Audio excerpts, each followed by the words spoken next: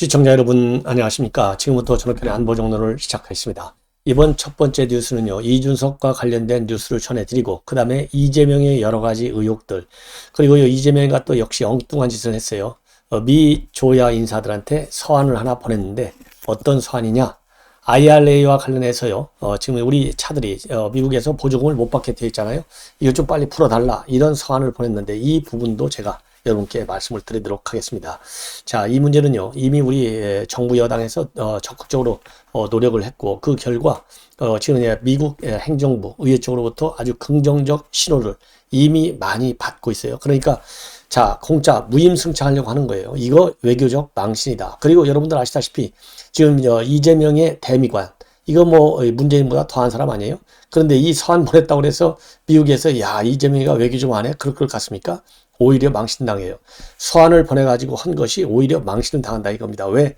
이재명의 실체는 문재인보다 더한 왼쪽으로 가 있어요. 북한, 그 다음에 시진핑 쪽으로 많이 기울어져 있습니다. 그런데 지금 이제 우리가 급하다고 해서 이 외교 관계는요, 이 국제적인 역학관계라고 하는 것은 힘에 좌우되는, 정글의 법칙에 좌우되는 세계가 이 외교 분야, 국제 관계 분야예요. 자, 그런데 그러면서도 이제 이 최고 정책 결정자들과의 어떤 신뢰 관계가 굉장히 중요합니다. 그 다음에는 이 기본적인 입장이 또 굉장히 중요해요. 그래서 이재명의 이러한 기본적인 입장, 제가 또 말씀드린 대로 문재인의 시즌2보다도 더하잖아요. 그런데 이 편지를 보내면 이게 미국 내에서 참 웃음거리가 되는 거죠. 그래서 이 내용 또 자세하게 말씀을 드리겠고요. 쌍방울과 아태역, 그리고 이 경기도, 이 삼각관계에 뭔가 석연치 않은 구석이 있다. 이건 뭐 다 아는 거 아니겠습니까? 자, 그래서 이 부분도 또 말씀을 드리겠습니다. 자, 맨 먼저 말이죠. 그리고 신영복과 관련해서 이 신영복의 실체가 과연 어떻길래 김문수 지금 위원장이 신영복이를 문재인 대통령이 좋아하는 걸 보면 김일성주의자가 맞다. 이걸 갖다가요, 이 김정숙 여사가 써낸 책을 통해서 이 내외가 신영복을 어떻게 보는지, 그래서요, 이제 문재인 대통령이 김일성주의자다 이렇게 얘기했는데요. 김정숙도 마찬가지가 아니겠느냐 이렇게 결론을 내릴 수 있을 것 같아요. 자, 이러한 뉴스들을 가지고 여러분께 자세하게 말씀을 드리겠는데, 우선 이준석은 말이죠. 이번에 지난 6일 날이죠. 서울 남부지방법원에서 판결이 내렸는데, 이준석이가 3번에 걸쳐서 냈던 3차, 4차, 5차 이 가처분 신청을 기각 또는 각하했어요. 그런데 이게 7일 날 그 다음 날 이 통보문이, 이 판결문이 송달이 됐습니다. 그래서 이 항고를 하려면은요, 이 결정문을 받은 날로부터 7일 이내에 해야 되는데, 7일 날 받았으니까 이제 14일 어젯밤, 그러니까 밤 12시까지가 기한이에요. 그런데 항고장 제출을 안 했어. 이 얘기는 결국 항고를 포기했다. 이렇게 해석되는 매우 중요한 법률적 성격을 가집니다. 자, 그래서요, 이 항고 여부에 대해서는 그동안에도 별로 이렇게 별 입장을 낼 것 같지 않았는데, 실제적으로 이러한 이 결정을, 즉 항고 조치를 안 했기 때문에 이제는 서울 남부지방법원의 이 가처분 신청은 이제 기각이 되고, 이 각하가 된 것은 이제 확정된 법률이다 이렇게 보실 수 있습니다. 그래서 여러분들 아시다시피요, 이 재판부에서는 우선 비상 상황을 당헌을 개정해서 새롭게 만들었잖아요. 선출직 최고위원 5명 중에 4명이 그만두면 이건 비상상황이다. 그래서 비상상황 설정을 해놨어요. 그리고 나서 그 비상상황에 맞게 비대위 출범했고, 그리고 이런 당헌을 개정하는 과정, 그리고 비대위가 출범하는 과정, 그 다음에 비대위원장이 선출되고 비대위원이 선출되는 이런 모든 과정, 즉 절차적 이런 과정에 있어서 절차적인 하자가 전혀 없다. 그래서 이 법원에서 패한 겁니다. 자, 이래서 이제 이준석이는요, 이 항고를 포기했고, 이제 남아있는 것은 뭐냐? 윤리위 결정에 관해서 내가 항고할 수도 있다. 이러한 강력한 시사를 보였어요.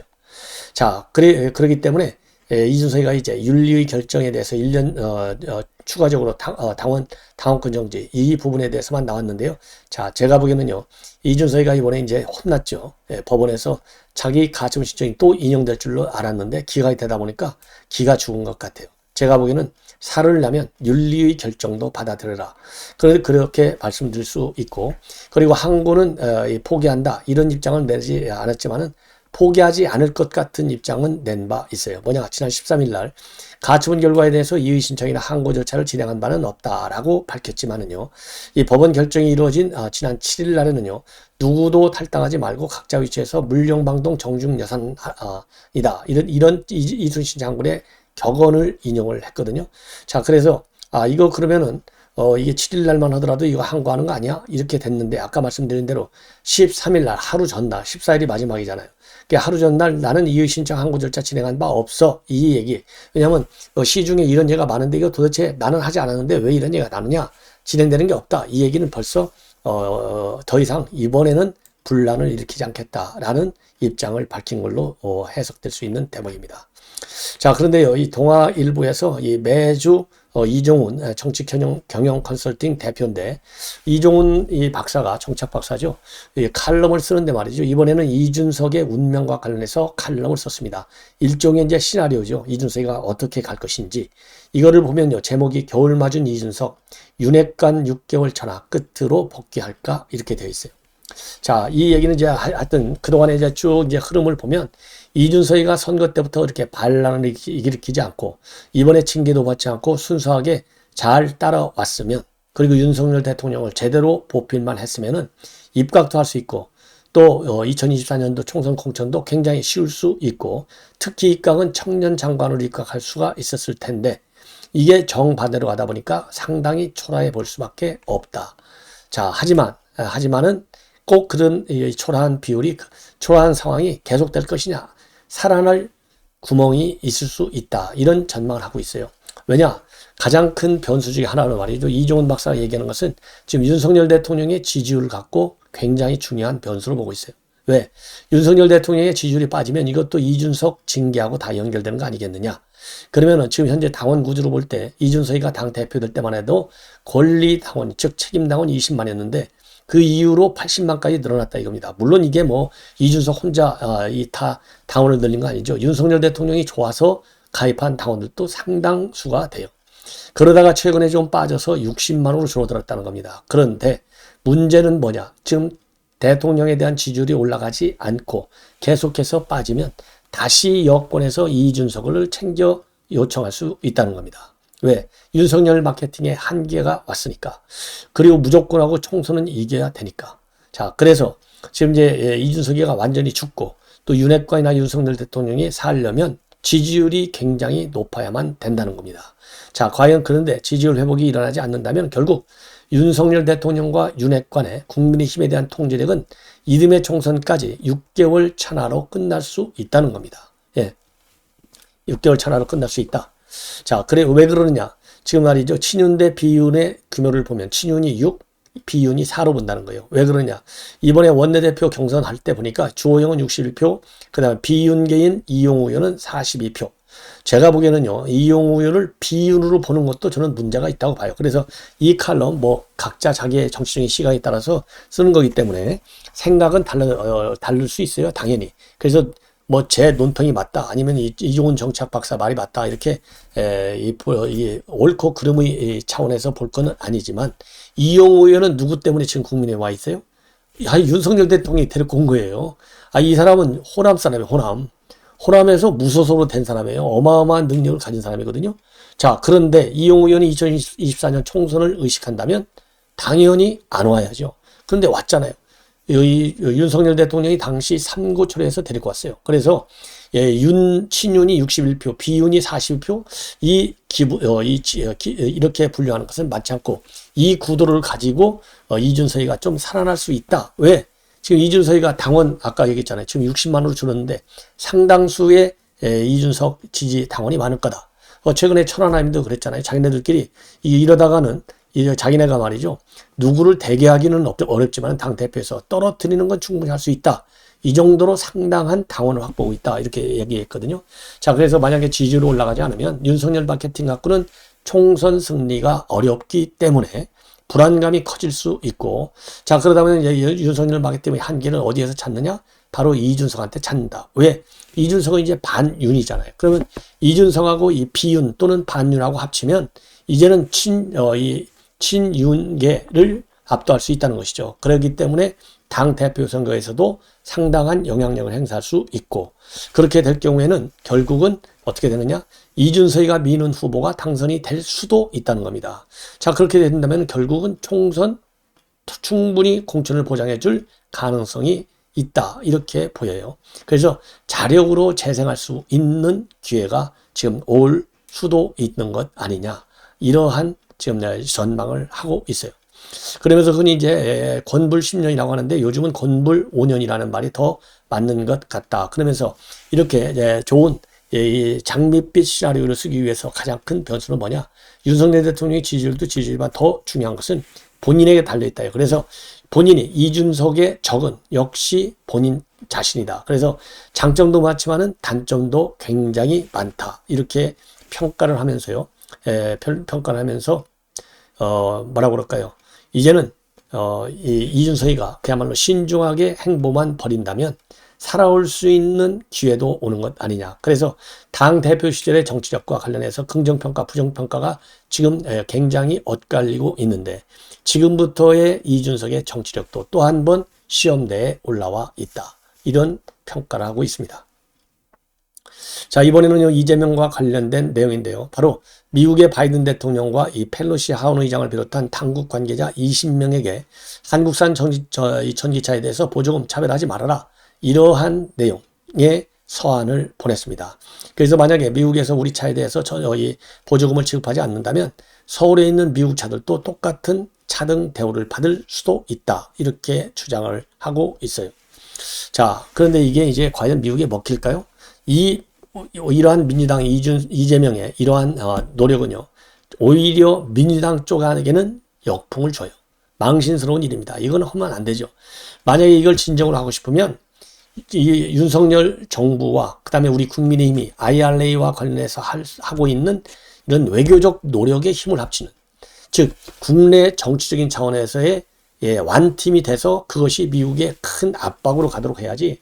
우리 지금 현재 정부 여당이 굉장히 노력을 많이 했고, 이번에 윤석열 대통령도 바이든을 뉴욕에서 만나가지고 이 IRA에 대해서 얘기했고요. 그 다음에 우리 안보실장도 미국의 백악관 안보실장한테 또 얘기를 했고, 그래서 이제 외교부는 외교부대로 외교 채널을 통해서 얘기했고, 지금 이미 정부 여당이 모든 가지고 있는 채널을 다 동원해서 해서 바이든 대통령이 최근에 서한까지 보내왔잖아요. 바이든 대통령 서한 받았으면 끝난 거예요. 바이든 대통령 서한이 안 왔는데 만약에 이재명이가 보냈다, 그러면 또 혹시라도 야당 대표지만은 좀 도움을 줬겠구나, 이렇게 판단할 수도 있는데, 아니 미국 최고의 정책 결정권자가 누굽니까? 바이든이잖아요. 바이든이 얼마 전에 최근에 말이죠, 한 일주일 됐나요? 윤석열 대통령한테 친서를 보내왔잖아요. IRA 그 우려 다 알고 있어. 내가 좀 신경 써서 나 좀 노력할게. 최선의 노력을 다 하겠다. 대통령이 이미 바이든이가 그렇게 왔어요. 바이든 대통령이. 그럼 끝난 거예요.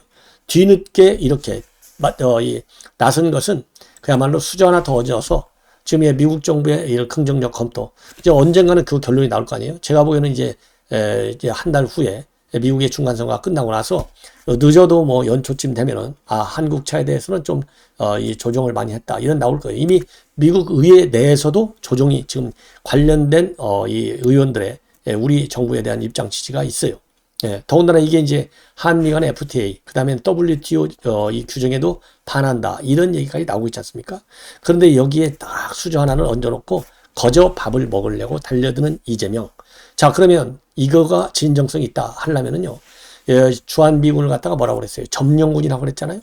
이런 점령군이라는 인식을 가진 사람이 보낸 서한, 미 정부에서, 미 의회에서 이러한 야당 대표의 서한을 그야말로 이 IRA 문제를 해결해주는 서한으로 인정하고 받아줄 것이냐, 천만의 말씀이다. 그래서요, 지금 현재 이러한 이재명과 관련해서 이용식 문화일보 주필이 어제 쓴 이 칼럼을 보면요, 이재명의 죽창과 반일, 이거는 사기극이다, 이렇게 아주 직격을 가하고 있습니다. 오히려 말이죠, 이 민주당의 가장 중요한 친일은 누구냐? 아주 DJ다, 이렇게 하고 있어요. 왜냐하면 DJ가 오부치 선언도 했고 그 다음에 문화 개방도 했지 않습니까? 자, 그런데 이재명이가 거꾸로, 그러면 이 친일 정권이다 하려면은 그러면 DJ를 비판해야죠. 근데 DJ 정신 따르겠다고 했잖아요. 그러니까 얼마나 모순된 일을 많이 저지르고 있느냐. 그래서 이러한 죽창가식 반일 선동은 시대착오적 사기극이다, 이런 결론을 내는 칼럼을 실었어요. 여러분들 한번 참고로 보시고요.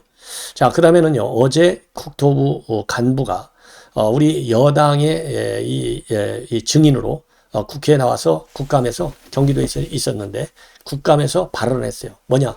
백현동 아파트 사건과 관련해 가지고 용도 변경한 거, 용도 변경을 하지 않으면 문제 삼겠다, 직무유기로 걸겠다, 이러한 협박이 정말 국토부에서 있었느냐, 이 부분에 대해서요, 지금 현재 김복환 국토부 혁신도시발전추진단 부단장입니다. 직접 증인으로 참석해가지고 그런 사실을 한 적이 전혀 없다, 이렇게 입장을 밝혔습니다. 그런 사실이 전혀 없다. 뭐 이러니까 이재명이가 또 거짓말로 허위 사실이 맞는 것이죠. 그래서 이미 검찰에 불구속 기소돼서 이제는 재판을 받아야 되는데 이런 국토부 협박이 없었다라고 하는 발언, 충분히 우리가 상식적으로 볼 때도 그게 맞는 것 아니냐. 그래서 이재명의 허위 사실에 대해서는요, 유죄 판결이 떨어질 수밖에 없다, 이렇게 저는 판단이 됩니다. 예. 그리고 말이죠. 그리고 지금 현재 쌍방울 뇌물수수 이화영 구속돼 있고, 그리고 경기도가 말이죠, 아태협회에 20억 원의 보조금을 준 것으로 그렇게 지금 어제 이 국감장에서 나타났어요. 그래서 이 어떤 경로로 지원했는지, 이 경기도에서는 그 아태협회에다가 20억 원의 보조금 왜 줬냐? 여기에 대해서 경기도 김동연 지사가, 두 개는 국제대회고 하나는 묘목 지원 사업, 대북이죠. 하나는 어린이 영양 지원 사업, 이것도 대북 관련. 그러면서 이 보조금을 지급하려면 북측의 합의서 내지 동의서가 있어야 된다, 이렇게 답을 했습니다. 그래서 이 보조금 지급은 통일부 승인 등 정상적인 절차를 거쳤다라는 의미로 해석이 되는데, 글쎄요, 이거 저는 북측 합의서 내지 동의서가 있어야 된다 그랬는데 이 합의서 내지 동의서가 없었다라고 저는 해석이 돼요. 그래서 이 기사 좀 제가 보기에는 좀 이해가 잘 아니 되옵니다. 그래서 뭔가 김동연이가 말이죠, 문제점을 지적한 것이 아니겠느냐, 이런 생각이 듭니다. 예. 자, 이번에는 말이죠, 뭡니까? 신영복을 갖다가 김문수 경로사의 위원장이 이 신영복이를 그렇게 좋아하는데, 신영복 사상을 좋아하면은 결국 문재인은 김일성주의자다. 왜? 바로 신영복이는 김일성주의자니까. 김일성 수령님의 명령만을 믿는 사람이니까. 여러분들, 그래서요, 이 월간조선에 나와 있는 얘기인데요. 자, 이걸 보면 말이죠, 이 월간조선 보도를 보면 신영복이가 얼마나 무서운 사람인지는 어디서 느끼느냐?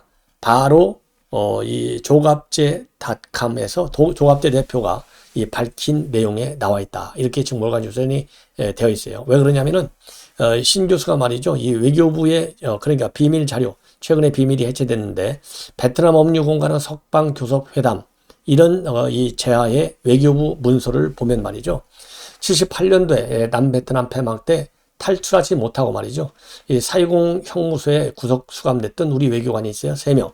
여러분들 잘 아시잖아요. 이 3명의 외교관 풀기 위해서 남북한 간의 비밀 협상을 한 적이 있는데, 이때 북측 대표단이 우리 남측 대표단한테 뭐라고 요청을 했느냐, 이렇게 요청했답니다. 이거는 김일성 수령의 명령이야. 그러면서요, 이 신영복 선생만큼은 반드시 교환을 해달라, 교환 인도를 요구한 사람이 이 북측에서 요구했는데, 교환 인도, 이 사람이 바로 신영복이라는 거예요.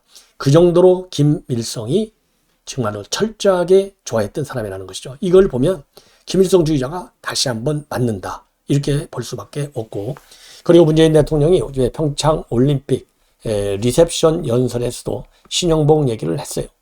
그리고 신영복 그 당시에는요, 뭐라고 얘기했느냐, 제가 존경하는 한국의 사상가 신영복 선생은 겨울철 옆 사람의 체온으로 추위를 이겨나가는 것을 정겹게 일컬어 원시적 우정이라고 했다. 오늘 세계 각지에서 모이는 우리들의 우정이 강원도 추위 속에서 더욱 굳건해지리라. 그리고요, 문재인 대통령 뭐라고 했냐면, 더불어민주당이라는 당명 만들어질 때도 신영복 이 덕이다, 신영복이가 아이디어 줬다. 그래서 더불어민주당의 더불어라는 당명을 주고 가셨다. 선생의 더불어 숲에서 온 말이다, 이렇게 주장을 하고 있습니다. 이거는 추구도식에서, 일기 추도식에서 문재인 대통령이 직접 밝힌 얘기예요. 그러니까 신영복을 얼마나 이거 뭐 존경하는 정도가 아니라 그냥 맹종하는 거죠, 맹종. 자, 그런데 말이죠, 이 문 대통령의 부인인 김정숙 여사가 이 펴낸 자서전 정숙씨 세상과 바람나다, 어쩌면 퍼스트 레이디, 여기에도 이 신영복의 사상적 특성을 우리가 엿볼 수 있어요. 김정순 여사가 이 신용복, 그다음에 김재동, 손수, 이은미 이런 사람들을 인터뷰해서 만든 책이 조금 전에 말씀드린 대로 정숙씨 세상과 바람나다. 어쩌면 퍼스트레이디거든요. 여기에서 신용복 선생이 뭐라고 대답을 했냐면요. 자, 김정순 여사가 질문합니다. 마지막 질문입니다. 선생님은 언제 행복을 느끼시는지 궁금해요. 이렇게 묻습니다. 그러니까 신용복 교수가 뭐라고 하냐면 어떤 사람은 그러더라고요. 이렇게 하면서요. 백화점에서 명품 구입할 때 열반을 느낀다고. 근데 저는 소비나 소유보다는 사람으로부터 신뢰받을 때가 가장 행복하고 또 한편으로는 저처럼 엄청난 일을 겪은 사람들, 이게 뭐 구속됐다 이거죠. 꼭 행복해야 한다는 생각을 하지 않고 감옥 독방에 있을 때 2시간 신문지만한 크기의 햇볕이 들어오는데 그 햇볕 제일 고맙더라. 행복했다. 그때가. 그러면서 사람들이 불행하다고 느끼거나 더 많은 욕구와 욕망에 괴로워하는 것 역시 사실은 자본이 만들어낸 거예요. 가끔 길 걸어가다가 내가 혼자서 독박하고 있구나 깨달을 때 마침 그때 햇볕까지 쫙 비치면 행복하다 느끼죠. 여기에서 자본 얘기를 했잖아요. 그러니까 자본, 공산주의의 제일 문제가 뭡니까? 공산주의, 사유재산을 인정하지 않잖아요. 사유재산은 누가 인정해요? 자본주의가 인정하잖아요. 그래서 자본주의 체제를 부정하는 이러한 이유가 바로 이러한 대목이 여기에서 나오는 겁니다. 이것만 보더라도 말이죠. 신용복은 완전한 김일성주의자인 것이 다시 한번 확인이 된 것이 아니겠느냐. 월간조선 보도를 통해서 이렇게 저는 판단을 합니다. 자, 이제 마지막으로요. 이재명 관련해서 하나 아까 제가 말씀드리려다가 지금 이화영이가 지금 구속되어 있고 쌍방울 관계자 임원도 구속되어 있습니다. 자, 그러는 가운데 계속해서 지금 쌍방울 이 자금 흐름은 검찰에서 수사하고 있는데요. 지난 14일 날 바로 어제죠. 지금 검찰이 쌍방울하고요. 이 아태협 여기에 대해서 압수수색을 벌렸어요. 뭐 때문에 압수수색 벌였냐? 지금 문제가 쌍방울 임원들 한 60여 명이 말이죠. 달러하고 우연호를 바꿔가지고 중국에서 북측 인사한테 직접 전달했다. 이러한 지금 의혹을 받고 있고 이 내용은 JTBC 보도를 통해서 확인이 됐습니다. JTBC가 이 보도를 했어요. 그래서 이 검찰이 쌍방울과 아태협 관계자들이 2019년도 1월 그리고 11월에 중국 선양에서 북측 인사와 만났다. 그 전에 임직원 60여 명에게 1인당 수천만에서 수억 원을 달러하고 우연화로 환전하게 하는 방식으로 해서 외화 수십억 원을 마련해서 중국으로 빼돌렸다. 그래갖고 북쪽 인사에게 건넨 것으로 보인다. 이렇게 JTBC가 전격적으로 보도를 했습니다. 자, 그리고 이제 2019년도의 경우에는요. 아주 쌍방울이 대북 사업을 굉장히 활발하게 하는 시기예요. 그해 5월 달에는 중국 단둥에서 민경련을 만나서 경제협력 이 각서를 쓰게 됩니다.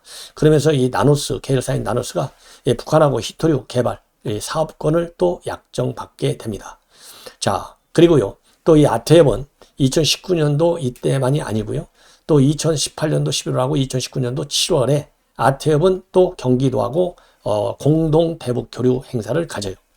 자, 이런 걸로 보면 이 행사 2018년도 7월하고 11월하고 2019년도 7월 이때 이 행사에 쌍방울에서 무려 8억 원을 지원했다라는 의혹을 받고 있어요. 자, 이렇게 보면 말이죠. 지금 조금 전에도 말씀을 드렸듯이 직접 중국으로 돈을 빼서 지금 북한 인물한테 돈을 수십억을 줬다. 이런 지금 보도가 나오고 있는 거 아니겠어요?